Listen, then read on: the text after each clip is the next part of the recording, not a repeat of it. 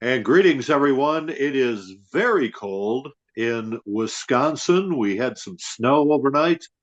Hopefully, it'll melt as the temperatures are supposed to get up into the 40s this weekend. But right now, we've got the teens, like 15, 16 degrees. Wind chill is below zero.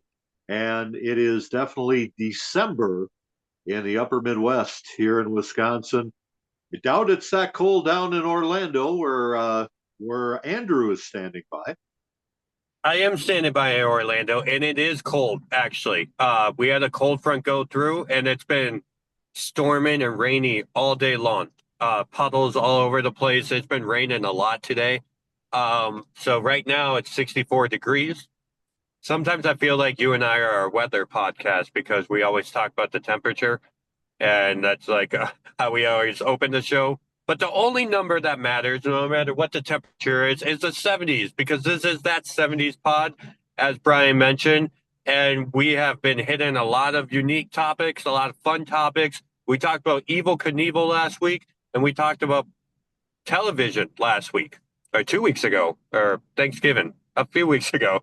We talked about television. And during that, we were talking about cable television, and nowadays people just stream stuff. And there was a recent event that streamed on Netflix that almost crashed, well, it did crash Netflix because so many people are trying to watch it at once. And that event does ties into today's topic. But before we jump into today's topic, last week we got a little evil. Was there anything that you forgot or want to add about Evil Knievel? No, I don't think so. We the reason that Evil Knievel was as popular as he was is because he did death-defying stunts, which people are always interested in watching. And at the time, there was nobody that commanded a greater audience than Evil Knievel.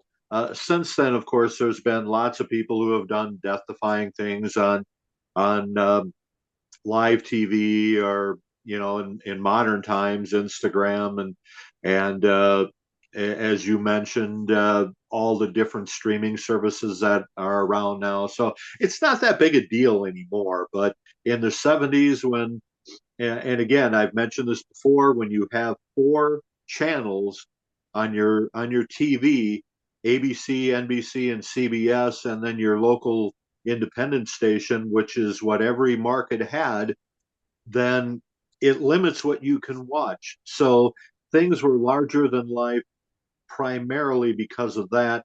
And things just aren't larger than life anymore because there's so many different ways, thousands and thousands of ways to see things nowadays. So um, big events aren't a big deal anymore. Um, they're hit or miss. But like you said, people kind of, we talked last week that people kind of want to see like that live chaos. And like that's why they watch Evil Knievel. And that's what when I mentioned recently, people like kind of chaos type dangerous television, dangerous sports. And even though Evil Knievel had his jumpsuit, he had a helmet, there's still plenty a lot of danger. And other protection is football pads, like thigh pads, whatever. But today we're going to talk about fighting, gloves, unique television, because we are diving into boxing. And that's what I went for. Our Netflix crashed down a few weeks ago when Jake Paul fought Mike Tyson, and Mike Tyson hasn't had like a legit uh, promoted fight in maybe like 2 decades, I think. Um, it was just like a strategy type fight. It wasn't anything over the top, but like it was fun watching it. And I watched the Floyd Mayweather one a few years ago when he fought um, Conor McGregor. Not a huge boxing fan, but still fun to see the pageantry and everybody come out and people are sitting in suits in the front row. So today we're going to focus on boxing in the 70s. You said there was four channels back then. Were you able to watch boxing or did you have to like rent a VHS tape for it when you first realized the sport? Well, VHS hadn't been invented yet in the 70s, Andrew. So, Never mind, never mind, never mind. um, uh, you mentioned the Jake Paul Mike Tyson fight, and that was probably the most interest a boxing match had generated in the public in quite some time. And not because they were two great fighters. I mean, Mike Tyson was a great fighter in his time, and he was hard to beat. But you go back to the '80s when he was at the top of his game, and Jake Paul is just somebody who talks a lot, and he got a reported 40 million for the fight, and Tyson got 20 million, and Tyson did it basically because he needed the money. Um, from what I hear, I don't know if that's true or not, and the fact that Netflix crashed because of so many people wanting to tune in and even though people didn't like Mike Tyson in the '80s, they always wanted to see Mike Tyson get beat up, but it was usually him that was doing the beating up. Um, I think people are tired of Jake Paul and his big mouth, and they wanted to see Mike Tyson just knock this guy's head off. So a lot of people tune in basically for that reason because they wanted to see Jake Paul get hurt.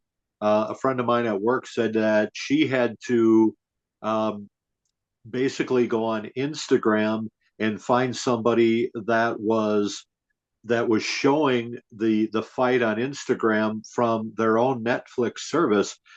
So that's how she watched the fight, and I'm sure a lot of other people had to do that or be innovative somehow to watch the fight. And as you know, Jake Paul won a decision, but nobody got knocked out, nobody was bleeding. So from that aspect, it was probably disappointing to a lot of folks.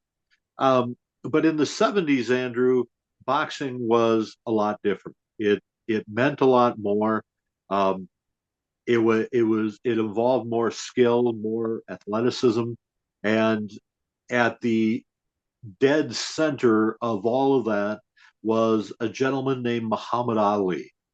Now, towards the end of Muhammad Ali's life, everyone loved Muhammad Ali because he was wow, he was an artist. He was certainly a philanthropist. He was um, a religious figure, um, and so many different things. But in the '60s, Andrew, wow, Muhammad Ali was a divisive figure. He was hated by many people. People wanted to see this guy get beat up, and the simple reason is because he had a big mouth. He could talk, but the thing is he could back it up. So when you hear um, being a pro wrestling fan like you are, Andrew, and you think about Dusty Rhodes, you think about superstar Billy Graham, you think about Jesse the Body Ventura, all those guys got their gift for gab and promoting themselves and talking a good game. They got it all from Muhammad Ali. Superstar Billy Graham has admitted to picking up lingo from Muhammad Ali, float like a butterfly, sting like a bee. All that stuff that Billy Graham used to say came from Muhammad Ali. He was the central figure of boxing in the '60s and '70s. And he's what made it so interesting because you wanted to tune into a fight. A lot of his fights were televised, others were on closed circuit television, which I'll explain in a second. And people tuned in because they wanted to see Muhammad Ali get beat up. And a lot of times he did.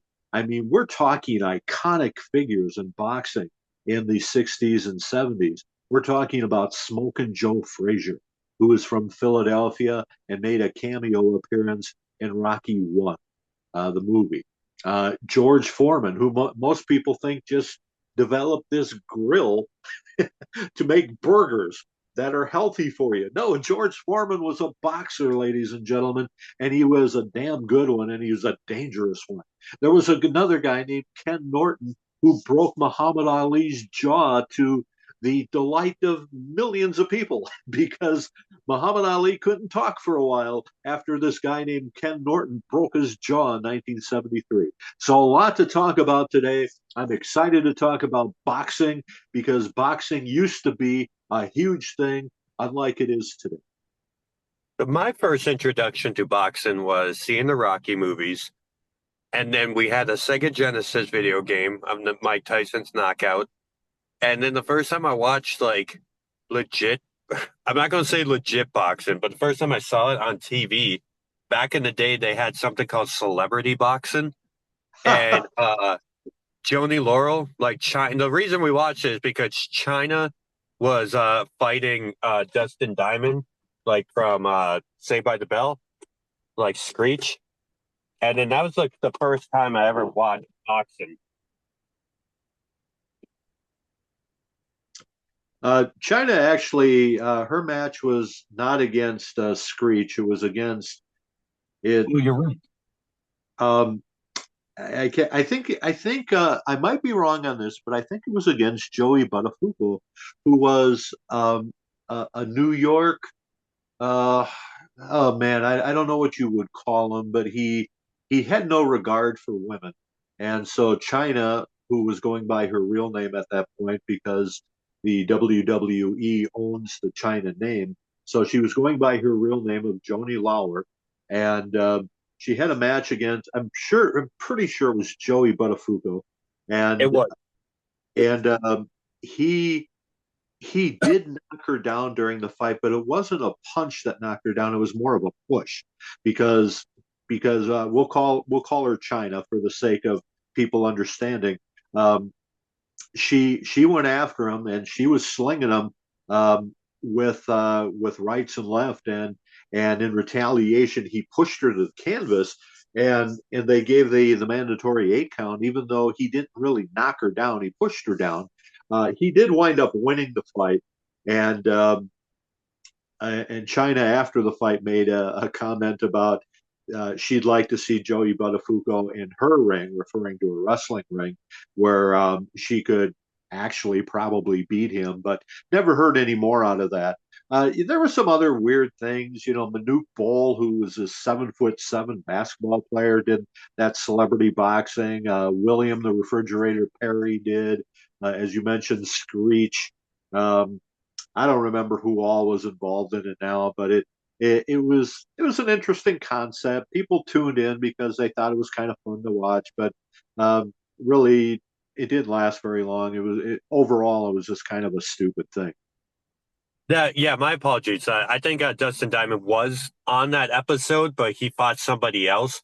Because yeah, I remember China fighting that guy and watching it as a family, and like my mom like just hating this guy. And like wanted China to knock him out like crazy. It's just like, oh, look at his stupid face. I hope he knocks him out. Like just like going nuts like on him. Like, and then and then they did the spoof later in that Dickie Roberts movie when David Spade got beat up by Emmanuel Lewis. And that's pretty much like the only box that I watched on television until I got older when Floyd Mayweather became a big deal.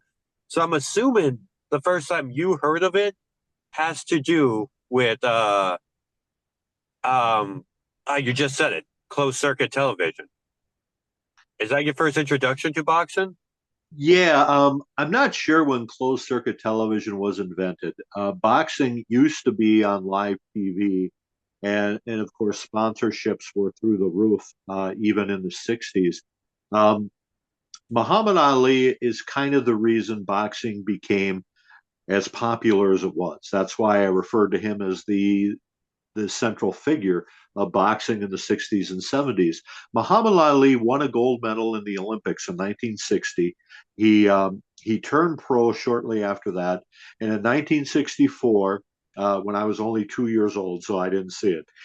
He beat the world champion in an upset. Sonny Liston was his name, and Muhammad Ali, who at that time was going by his real name or his given name of Cassius Clay, was all of a sudden the world boxing champion, according to Ring Magazine. Ring Magazine was like a wrestling magazine, and they sponsored the championship. So it was Ring Magazine's world champion was Cassius Clay, and shortly after he won the title, he changed his name to Muhammad Ali, um, because he associated Cassius Clay with slavery.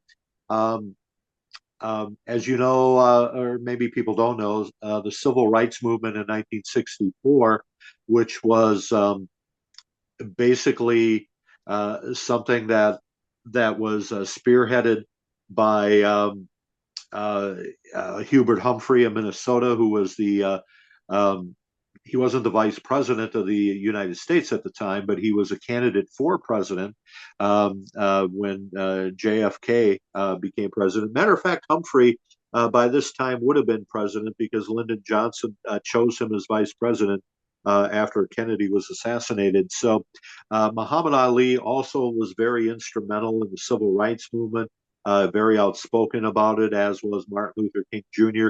So Muhammad Ali, I mean, he was right in there, um, not only in sports but politically, and and people just kind of grew to hate him because you know, he was a loudmouth um, African American, and that wasn't very well received by white people. Um, Even though the sport of boxing by this time there was no longer Jack Dempsey's or Rocky Marciano, or some of the world or some of the renowned white fighters from the 40s and even back to the 30s. Um, I mean that wasn't so much a deal anymore, as African Americans had kind of taken over the sport of boxing, and Muhammad Ali was right in there, but he ran into a little bit of trouble, Andrew, in 1967 when he was drafted. I mean, he was a United States citizen, so he was drafted by the United States government to go to Vietnam. Now, he had some very outspoken opinions about the Vietnam War, and he refused to go, and basically was he was charged with being a draft dodger, which basically means he was avoiding the draft, or draft evasion is what they called it. So Muhammad Ali was able to stay out of prison as he appealed um, the conviction, and eventually by 1971 the Supreme Court um, dismissed the charges. But in the meantime, Muhammad Ali was stripped of his world title in 1967, and a guy named Joe Frazier, who had also won a gold medal in 1964, um, became a top candidate and beat somebody named Buster Matthias, I think his name was. I don't even know who this guy is, but um, the Ring Magazine uh, decided that Joe Frazier, after the title had been vacant for a period of time, so Joe Frazier became the new heavyweight champion in 1969, and wound up having the fight of the century with Muhammad Ali in 1971. So now we're into the 70s, and I wasn't watching boxing yet in 1971, but I remember my brother talking about this. Um, Joe Frazier was undefeated. He was a dynamic fighter. He had these huge arms and had this uppercut that just knocked people out. And here comes Muhammad Ali, who hadn't had a fight in 4 years because of his legal issues, and being stripped of the title in 1967. So Frazier and Ali, and the fight of the century was staged in Madison Square Garden in 1971, and Frazier won that fight by unanimous decision, even knocked Muhammad Ali down in the 13th round, the first time Ali had never been knocked down in a fight, and Frazier won the fight and retained his title. And I didn't watch the fight, Andrew. I think it was on live TV, but I remember my brother talking about it. And at that point, I became interested in boxing. because it just sounded so cool the way he told me the story. So was Muhammad Ali considered like not in his prime then that he probably could have won if he'd have sit out for 4 years? Well, that is a great question, Andrew. And, and that's what a lot of people attribute his loss to. That was his first loss, because he hadn't fought in 4 years and he wasn't really in ring shape. He wasn't at the top of his game. He was 29 years old. Frazier was 27, but Frazier had been fighting. He had been training, and Ali hadn't fought anybody. Well, he did have a couple of warm up fights, which he looked pretty impressive in, based on what I've read. But by the time he met Frazier, Frazier was on a roll, hadn't lost a fight, and he beat Muhammad Ali. And like I said, back then they used to have 15 rounds, and you had to be well conditioned for that. And Ali, he made the 15 rounds, but Frazier won a unanimous decision on all three judges and retained his title. So yeah, that's a great question, Andrew. Ali was not in the best ring shape, but he would be. He would be, and we'll get to that. By 1974, Ali got that title back. But we got some other things to kind of talk about before we get to that. I mean, just go for it because I really don't know. I know you've always really enjoyed baseball, and then you always had like this secret passion for boxing. Um, so just talk to me. Like,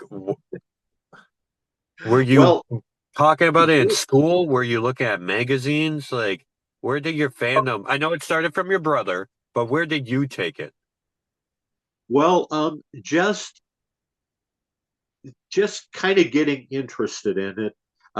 World heavyweight championship fights were were something that were occasionally broadcast on ABC. Howard Cosell would always be the announcer for boxing matches. People always related Howard Cosell to the world of professional boxing. He and Muhammad Ali had a wonderful relationship, but you wouldn't know it because the two were always arguing and fighting whenever they were on camera. But behind the scenes, they were actually the best of friends. Um, Howard Cosell, of course, associated with Monday Night Football and the world of boxing, so everyone knew who Howard Cosell was. So when you would hear Howard Cosell on TV calling a boxing match, even if you were flipping channels, you would stop because you'd want to see what Howard Cosell was broadcasting. It wasn't always a heavyweight fight, even though those were the most fun to watch. Uh, so Joe Frazier was the champion going forward. But in 1973, I was a fifth grader, and I remember this well. Um, in a match, in a boxing match, and I'm trying to remember where it was, uh, where the venue was. I want to say it was in Mexico, but I don't know if that's right for sure. But George Foreman fought this undefeated boxer who had several inches on him in height and reach. And when I say reach, I'm talking about the length of his arm because in boxing that's huge. If someone has a longer reach in boxing, that just makes a huge difference. And and all of a sudden, this guy named George Foreman. Nobody had any idea who this guy was other than he won an Olympic gold medal, another Olympic medal winner. So Ali, Frazier, Foreman all won gold medals. Foreman won his in the Mexico Games in 1968. And he came in the ring against Joe Frazier. Frazier, again, had never lost. And the fight went 2 rounds. Frazier was knocked down 6 times in 2 rounds before they finally stopped the fight. And this guy named George Foreman, that nobody had ever heard of, all of a sudden is the world heavyweight boxing champion. And and Frazier, who had never lost a fight, it's like, God, what happened here? What happened? Who is this George Foreman guy? And George Foreman was, like I said, he had this monstrous physique, and he punched so hard. He just hurt people, um, and he wound up being champion for, I want to say, 2 or 3 years before a fight called um, the Rumble in the Jungle. There was a fight that was scheduled between Foreman and Muhammad Ali. At this time, Ali had made a comeback. He fought Frazier again in another fight in Madison Square Garden again and beat Frazier this time. And Ali was on a roll, and he wanted to win that title back. And he got a championship fight with George Foreman in Zaire, Africa in 1974. And if you wanted to see this fight, Andrew, you couldn't see it on TV because by this time they had something called closed circuit television, which you basically went down to your local auditorium. In the Twin Cities, it was either the Minneapolis Auditorium or the St. Paul Auditorium. And basically, what it was they had this big screen, like a movie screen, set up in the auditorium, and you would pay to get in, and then they had a satellite link which they could show the boxing match live. Uh, well, it was live on this big movie screen that was set up in the auditorium, so much bigger than like a movie theater, but kind of the same premise. It was this big screen, and you could watch the fight, and you had to pay to get in, and that's how you would watch big fights in the '70s that weren't televised because somebody figured out, hey, we can make a lot of money, more money than just from sponsorships on television, if people have to actually go to an auditorium to watch a boxing match. So that's how you watch boxing matches, the big ones, the big marquee boxing matches in the '70s. Once somebody figured out that they could make more money doing that than putting it on live TV. So that's how you watch Muhammad Ali beat George Foreman in 8 rounds. And basically, Foreman controlled the early part of the fight, but Foreman was this big guy. He was used to his fights ending quickly, and Muhammad Ali basically wore this guy out. And he developed something called the rope a dope, where he would lean up against the ropes with both of his hands protecting the sides of his head, and Foreman was just wailing on, punching, wailing on him, and then all of a sudden Foreman just got tired. He was so tired of beating Ali and trying to knock him down, and Ali came off the ropes. He saw the opportunity, and he hit Foreman with a couple of good punches. Foreman was down. Muhammad Ali all of a sudden is the champion of the world again in a huge upset. And my goodness, boxing was just it was on the cover of Sports Illustrated constantly, and it was just huge, Andrew, just wonderfully huge. And it again, Muhammad Ali at the center of all of it. You ever go and see one of these closed circuit fights?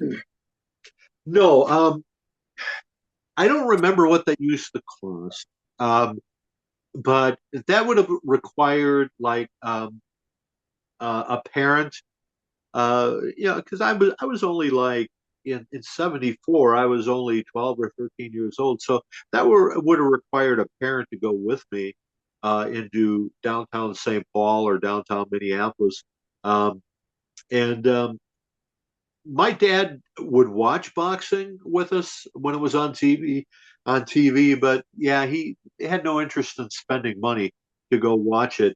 I did have a buddy that did go to a closed circuit broadcast once when Muhammad Ali fought Antonio Inoki. Now I know you know who I'm talking about there. That's when Ali decided that he was going to take on a professional wrestler. Why they picked Antonio Inoki, I have no idea, other than the fact that they were probably trying to get Japanese money as well as American money for people that were interested in watching the fight.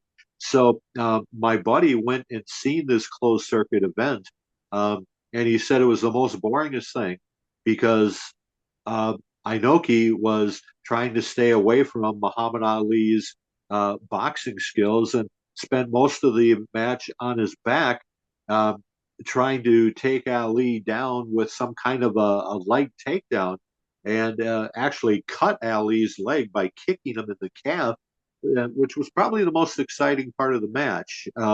Andre the Giant was also on that card. Again, this is all on closed circuit TV, as he took on this white boxer named Chuck Wepner, who had some success in the ring. He took on Muhammad Ali and I think knocked him down actually towards the end of Ali's career when he wasn't champion anymore. One of the few people that knocked Ali down. So Wepner got this match against Andre the Giant, and Andre picked him up, threw him out of the ring, and either got disqualified or Wepner got counted out. I don't remember. So, yeah, that was the only event that my buddy Don Lynchide went to that I know of. And he described it, like that it was so cool that made me want to be there. But um, yeah, closed circuit TV wasn't something that lasted a very long time because eventually cable TV and things like direct TV eventually came into being in the 80s, and closed circuit television no longer was a thing.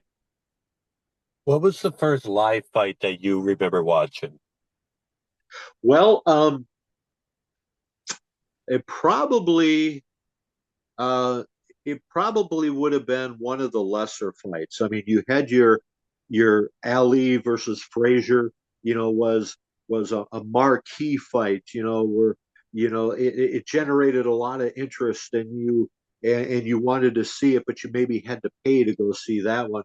But some of the other title fights that Joe Frazier had, um, oh man, I want to say um, Chuvalo. He was a Canadian fighter. George Chuvalo was one fight that was on television, and Frazier beat him rather easily, which surprised a lot of people because George Chuvalo was like I said, a Canadian fighter who was undefeated, but Frazier just basically took him apart. And then he had some other fights too.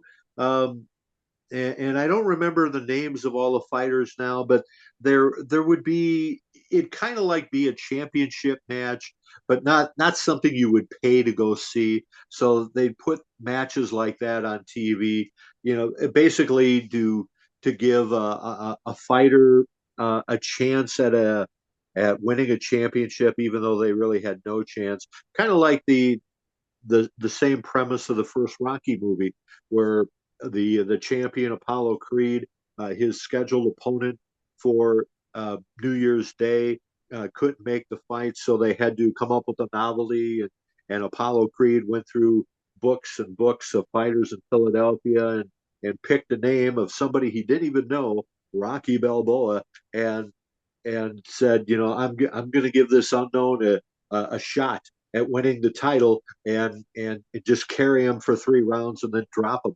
That's kind of what fights were that were on TV in the 70s, Andrew.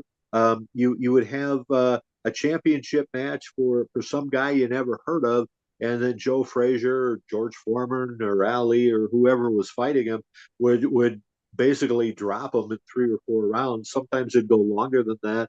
Um, depending on TV time. But um, so I think to answer your question, I think the first one I saw on live TV would have been Joe Frazier against George Chuvalo, the Canadian champ.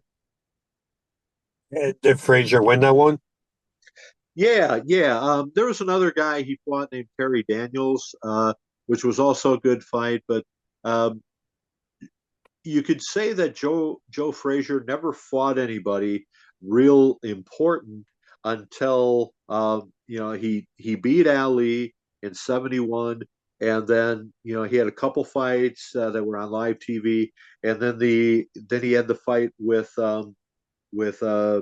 Foreman in again, I think it was in Mexico City, and then he wound up losing. So Frazier kind of had a period of time where he fought a couple of unknowns.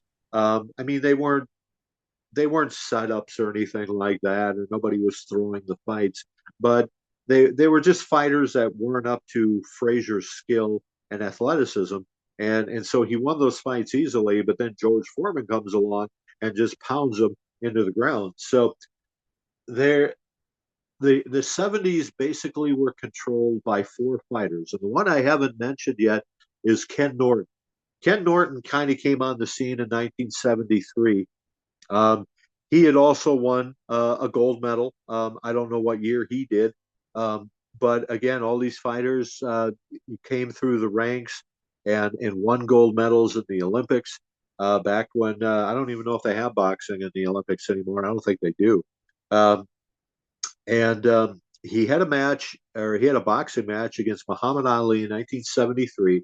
Nobody had ever really heard of Ken Norton, and he wound up winning a split decision and broke Muhammad Ali's jaw. Now, so many people, like I mentioned earlier, just thought that was cool because people hated hearing Ali talk, and then this guy that nobody ever heard of named Ken Norton breaks Muhammad Ali's jaw, and Ali couldn't talk for a while. And I remember Sports Illustrated showing a cover of Ali eating a spoonful of applesauce, um, saying, and the headline was, "The jaw may be broken, but the mouth lives on."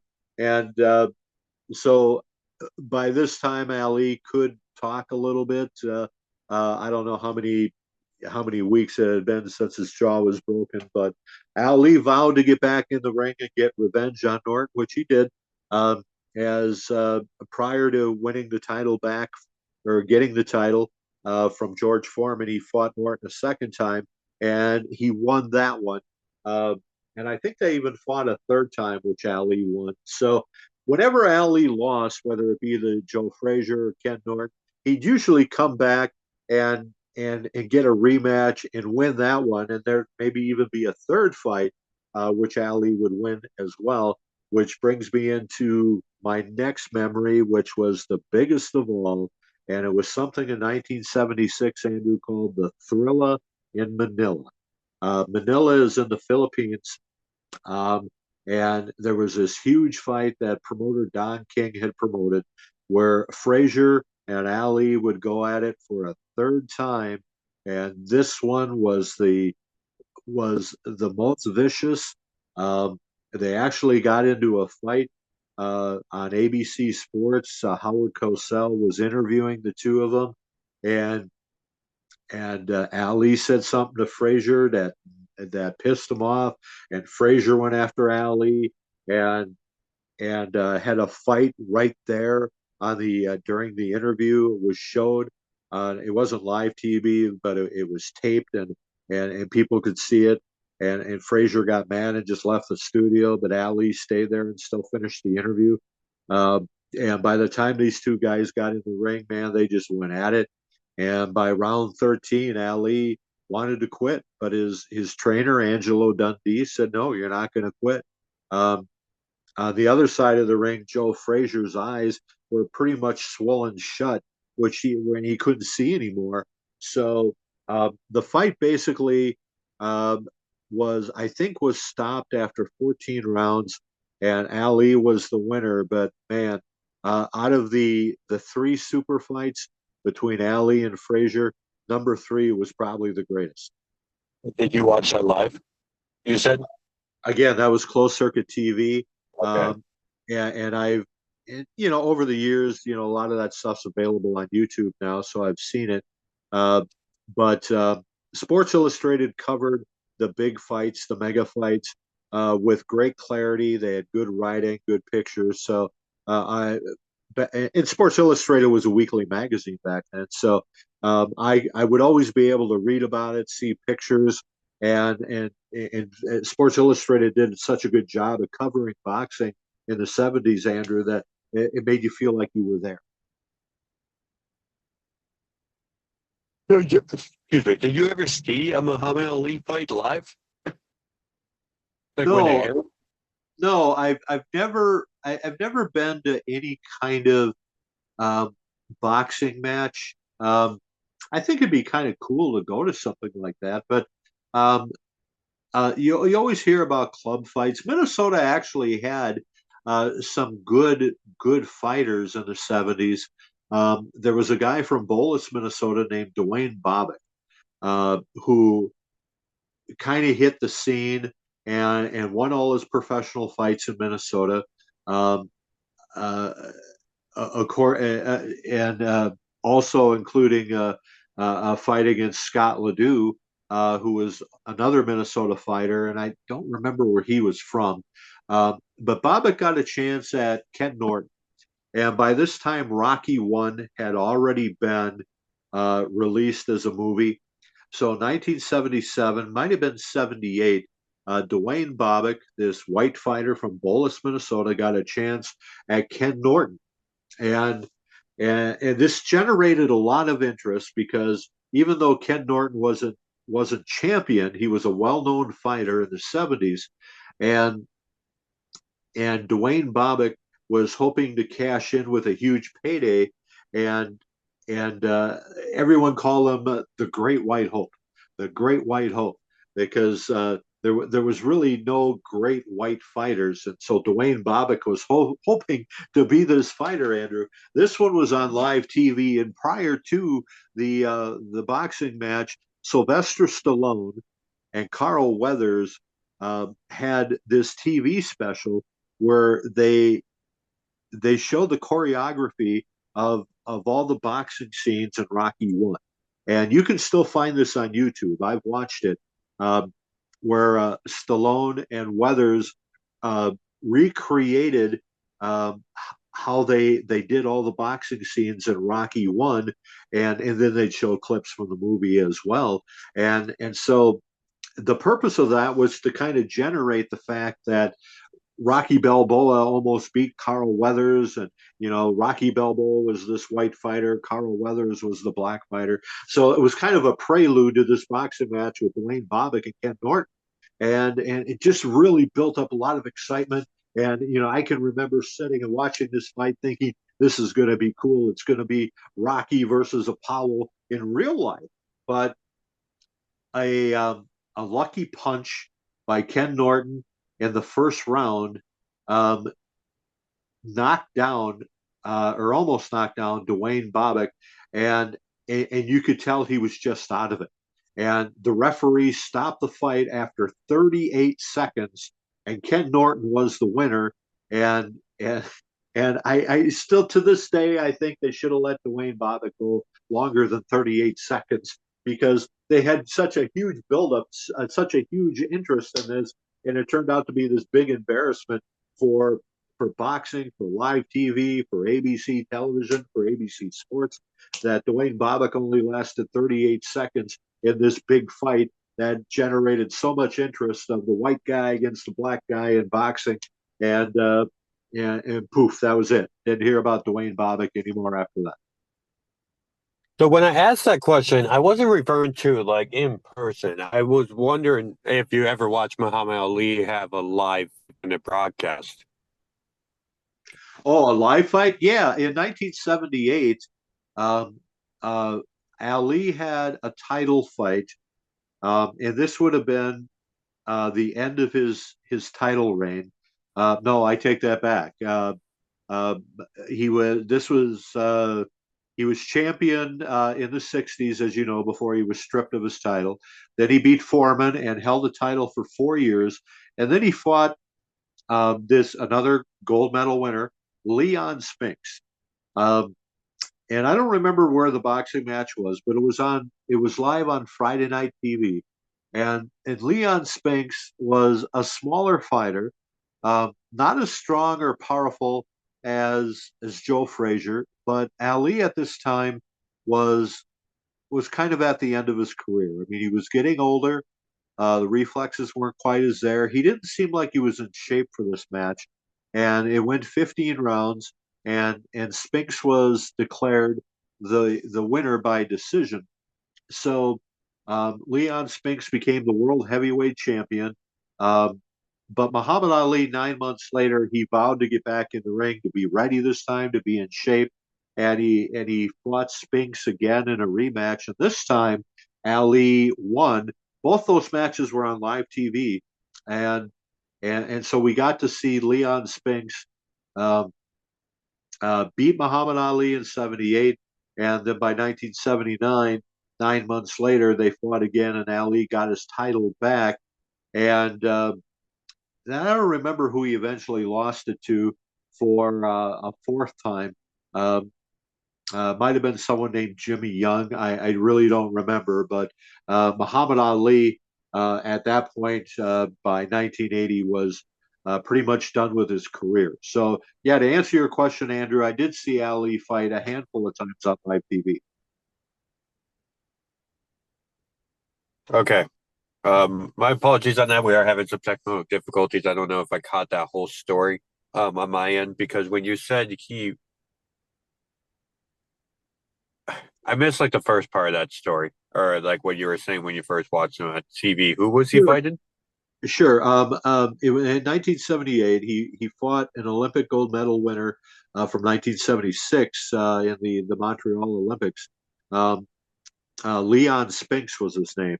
And Leon Spinks, again, he was a smaller fighter, uh, uh, not as strong as Joe Frazier, but by this time Muhammad Ali was older, uh, kind of at the end of his career. He'd been boxing professionally for 18 years, which is way long for a boxer. And Leon Spinks beat him in 15 rounds. But Ali vowed to get the title back, said he was not in shape, he wasn't ready. So he got in shape and got a rematch in 1979, 9 months later, after losing the title. And this time he beat Leon Spinks. And so Ali was the heavyweight champion for a third time. And and by the time he lost it to Jimmy Young, I think it was in around 1979, 1980, then Ali was pretty much done. So I did get to see Ali fight at several occasions on live TV, Andrew. And again, always fun to watch professional boxing. Uh, it's just a good time. So who was your favorite as a kid? Well, I didn't like Ali because for the same reason everyone else didn't like Ali, is he had a big mouth. Uh, he could, it's the same thing. And like I didn't like superstar Billy Graham because he had a big mouth. And but those are the people that get noticed. And he generated a lot of interest and a lot of hatred on purpose. He understood. I mean, he stood for his rights, whether it be civil rights or religious rights or his right not to go to Vietnam. Uh, he stood by what he believed in, and you had to admire that. And like I said, by the end of Muhammad Ali's life, everyone loved Muhammad Ali, but boy, they sure hated him in the 60s and 70s. So my favorite boxer probably would have been Joe Frazier. Uh, Joe Frazier was just fun to watch. Um, I was actually sad when he lost the title to George Foreman. He never won the title again. Matter of fact, even fought Foreman a second time and was again obliterated in 2 rounds, and then he retired after that. I think that was 1981. So all these great boxers that I watched in the 70s were pretty much done by the early 80s. Although George Foreman hung around for a long time, Foreman never won the title again that I know of. But long after he developed the George Foreman grill, he was still fighting. He would come back, and by this time he was a bald fighter, and he was very overweight, but people still like to see Foreman get in the ring and hit people. And he won some matches, lost some matches, but George Foreman is kind of an American icon. All the other fighters from the 70s have since passed away. I think Foreman is still alive, though. So when did you stop losing interest in boxing where it wasn't like as fun or exciting to you anymore? Like you Well, stopped watching. yeah, by the late 70s into the early 80s, there was a fighter named Larry Holmes, and he was a champion for a really long time.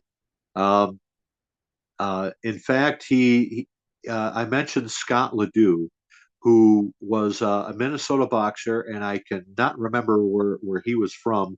Um, but he got a match at the Met Center in Bloomington, where the North Stars used to play hockey, against Ken Norton. There's that name again. Ken Norton always seems to pop up, and it was a 10 round fight, and Norton pretty much controlled the fight, but then all of a sudden Ledoux hit him in the 10th round and kind of knocked him silly and almost knocked him down, and then the bell rang and it looked like Scott Ledoux was going to win the match, and they declared it a draw, um, and which gave Scott Ledoux a chance at the world champion, which was Larry Holmes.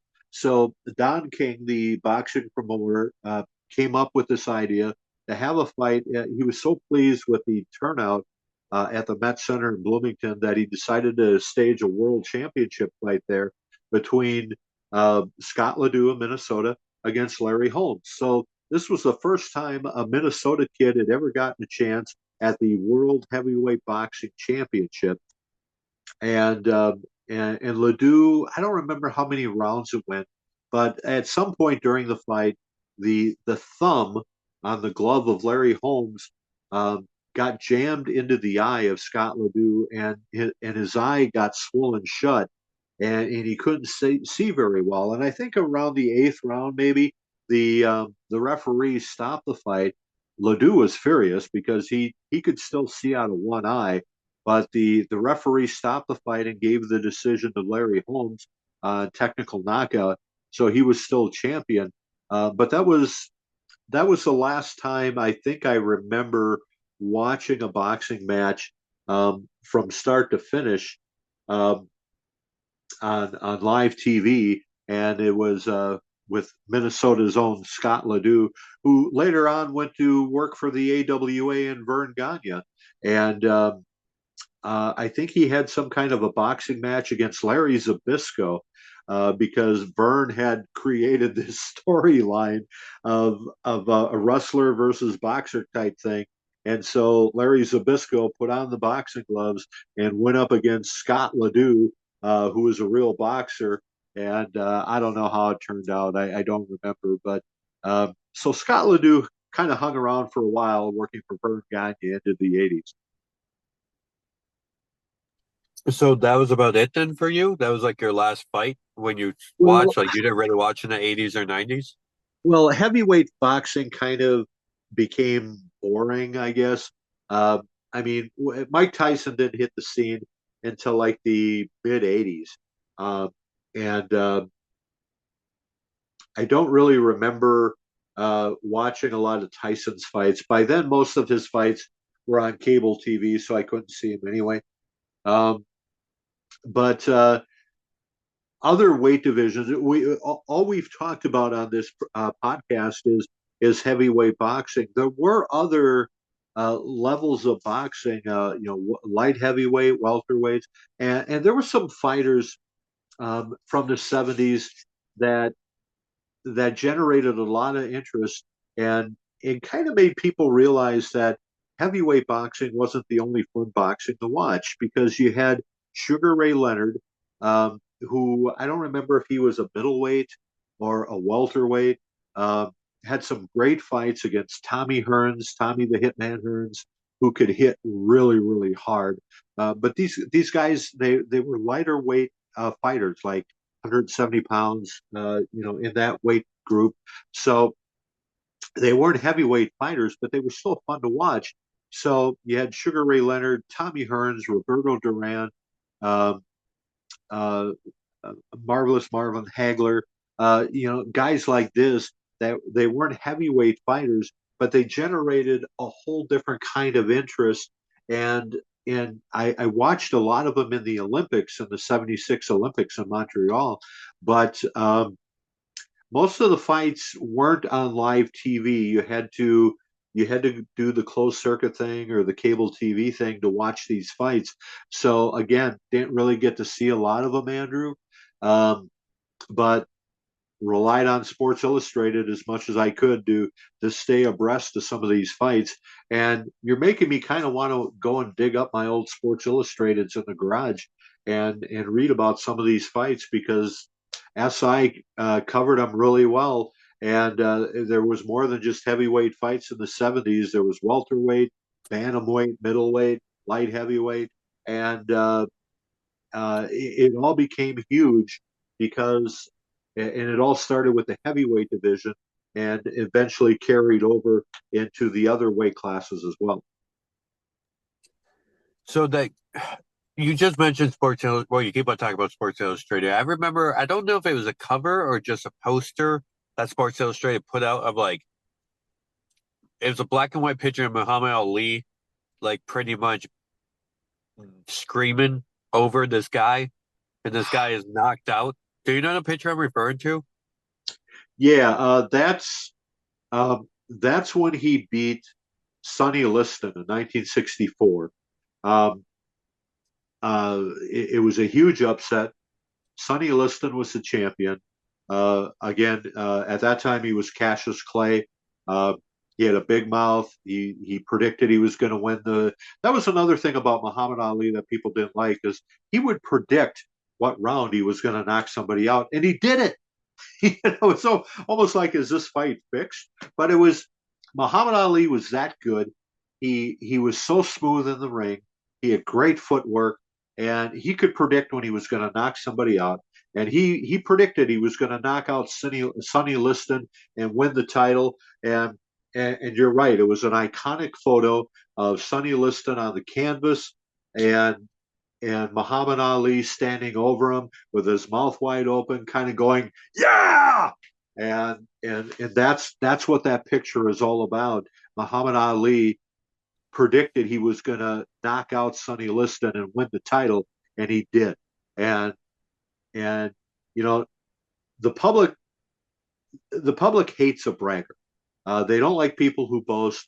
And Ali did it, and he backed it up, but people hated him anyway. that's that's what made boxing larger than life because of Muhammad Ali and what he did in the 60s into the 70s. You just mentioned the thought of if this is fixed, if this is scripted. Has there was there ever a conspiracy or anything in the 70s or something that you would sit there and watch and be like that kind of made you wonder? Um, not that I ever heard of or know of. I mean that was more things where fights were fixed in the 40s and 50s where a boxer was paid to take a dive. Um, but yeah, I never heard of anything like that or a boxing match being fixed or anything. I mean, boxing matches were way different in the 70s. If you ever wonder uh, the the first time, well, let me ask you a question, Andrew. The first time you saw Rocky One, where Sylvester Stallone and Apollo Creed or Carl Weathers, well, Rocky and Apollo went at each other in that 15 round fight, and Rocky won. And at the end of the fight, their eyes are both swelled shut, they're bloody, and Carl Weathers or Apollo Creed's ribs are broken. They had to cut Rocky's eye open in the 15th round so he could kind of see what was happening. Um, so the first time you ever saw that, what was your impression of boxing? Actually, the first one I saw was Rocky 3, Oh, which was fun, which was funny because you made that comment of like Muhammad Ali and Antonio Inoki, and then later on how Vern booked Scott or who'd you say LaRue? Scott LaRue? Scott Ledoux, yeah.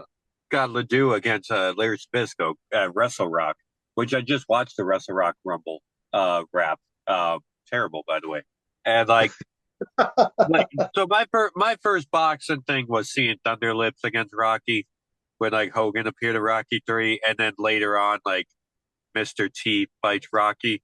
So all I remember is thinking that there is no way that those punches were that real as a kid because there was in Rocky 3, if you remember, there's so many behind the scenes shots of Mr. T's back. And it's just like Rocky like throwing the punch and like you just see Mr. T's like mohawk, like his head like whip back like really quick and whip back really quick and whip back really quick. Like he just keeps on taking these punches without blocking anything. And just like as a kid, we then went and put like our winter gloves on, and we would go box in the basement, which wasn't safe. But like, yeah, that was my first memory of like just seeing like, there's no way.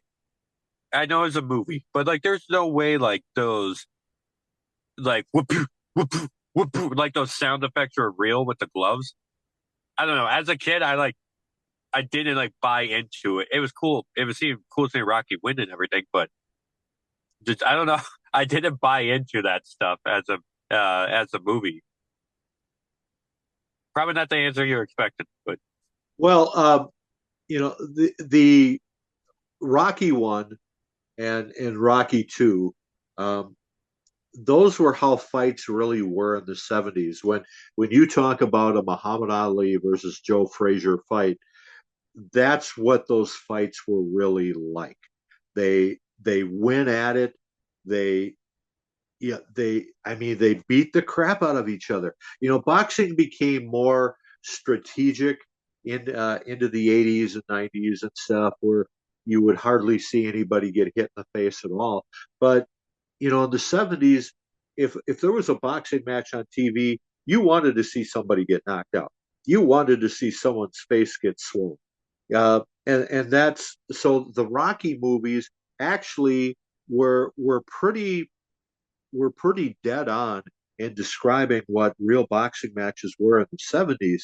So when you hear of a Joe Frazier versus Muhammad Ali boxing match, the three super fights that they had, that was pretty much what Rocky versus Apollo really was.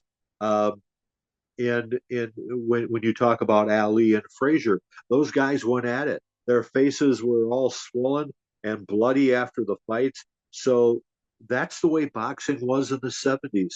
And it's not like that anymore. You don't really see people getting hurt like they did. And there might be different rules now. I don't know. I don't follow boxing anymore. But in the 70s, boxing was larger than life.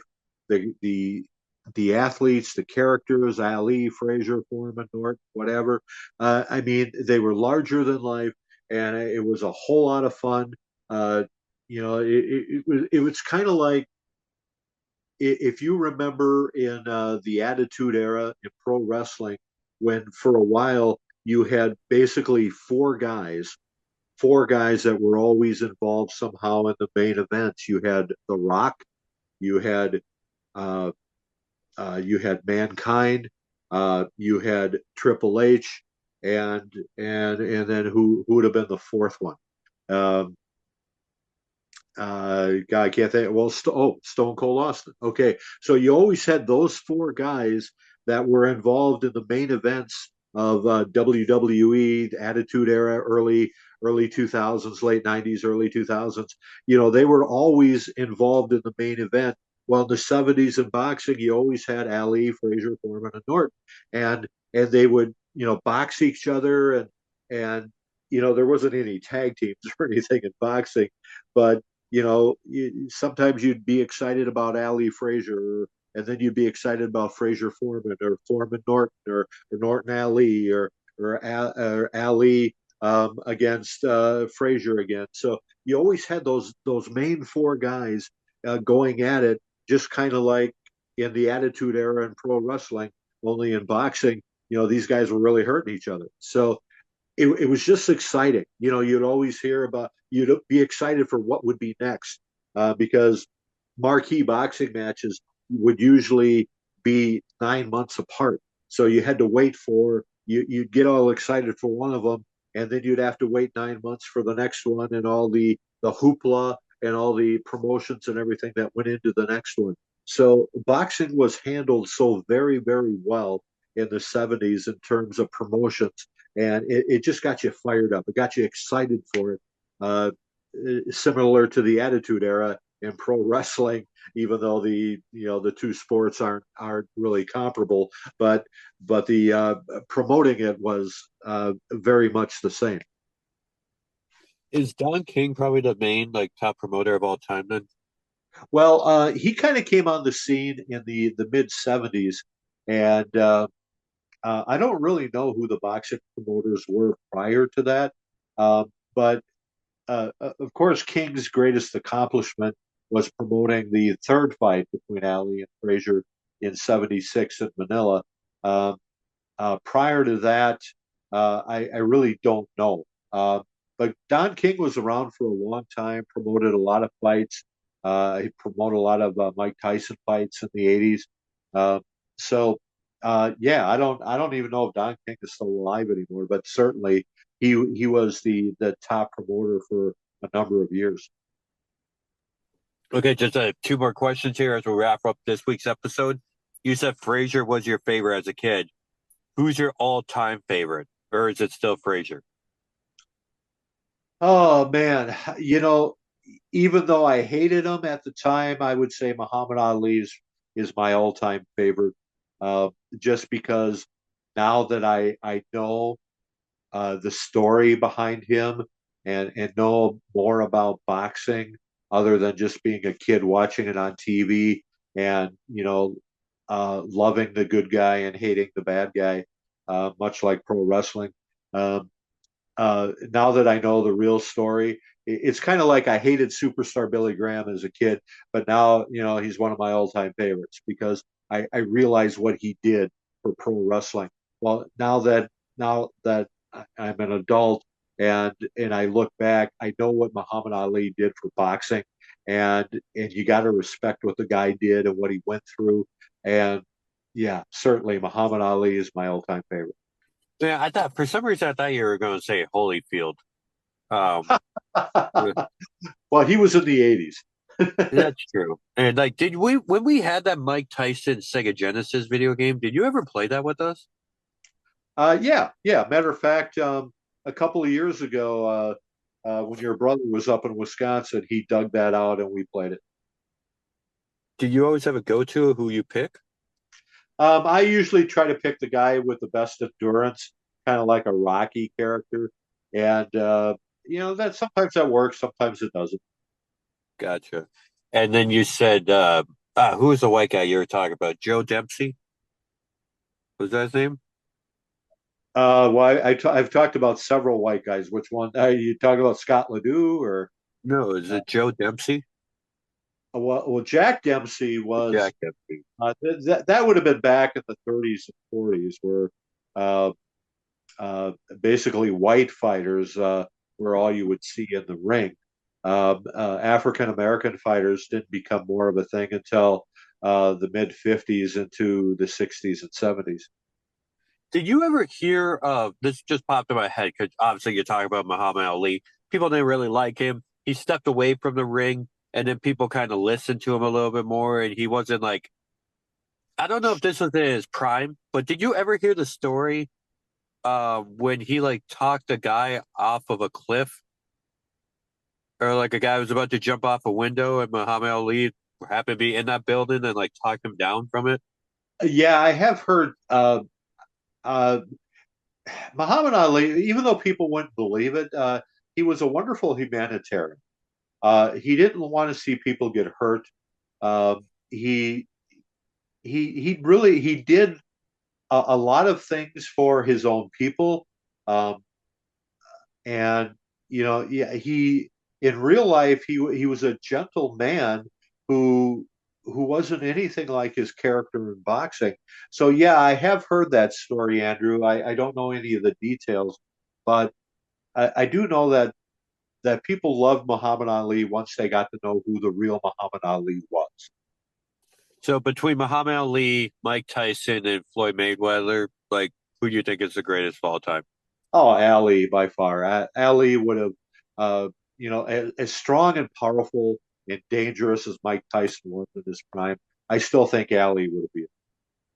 So I want you to wrap up today's episode. If there's any other thoughts about the '70s or any other things you want to add about boxing, but my last question I do have for you is: you mentioned that what was his name? Frazier. Frazier lost the title, and you said he never won it back again. So, Correct. what was there in your mind? What's the biggest like missed opportunity or a moment or a like a fight that never happened? Like, if you want to say it's when he didn't win the title back, okay, I understand. But like two guys that could have fought each other, or someone that should have won but they lost because of a fluke? I mean, what's like the biggest like missed opportunity in boxing for you, especially in the 70s? Well, I don't remember if George Foreman ever had a fight against Ken Norton. Maybe they did. I would have to look that up. But definitely didn't fight each other in their prime. Um, and or maybe they did. See, now I'm questioning myself. Uh, so I guess I won't use that as an example because maybe they did fight each other and I just don't remember. But usually, kind of what you just said is, how would Mike Tyson do in a fight against Muhammad Ali or Evander Holyfield? How would he match up with Joe Frazier because they're both similar fighters. It's more kind of that what if thing, which if you remember Rocky Six.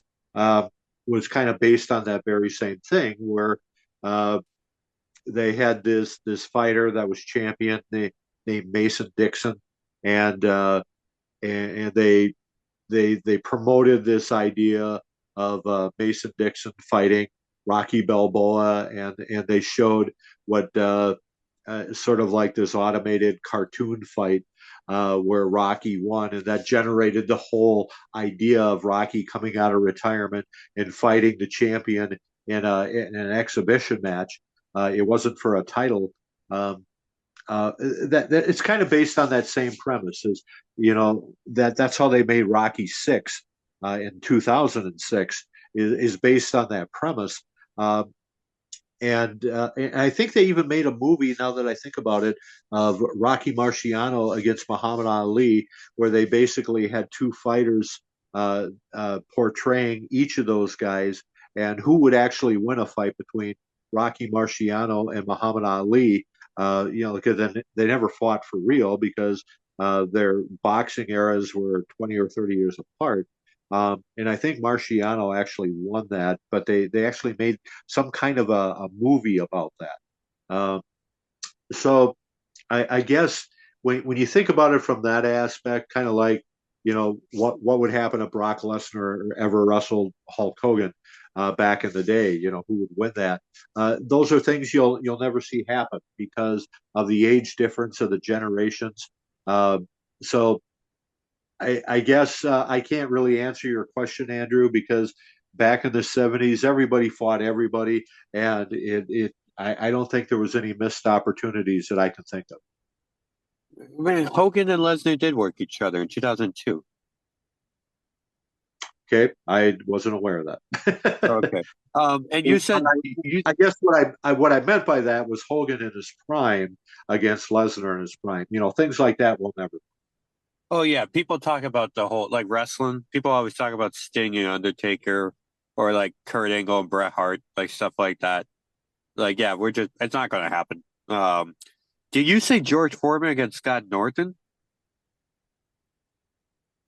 Ken Norton. Ted Norton. Yeah. March 26, 1974, they had a fight against each other.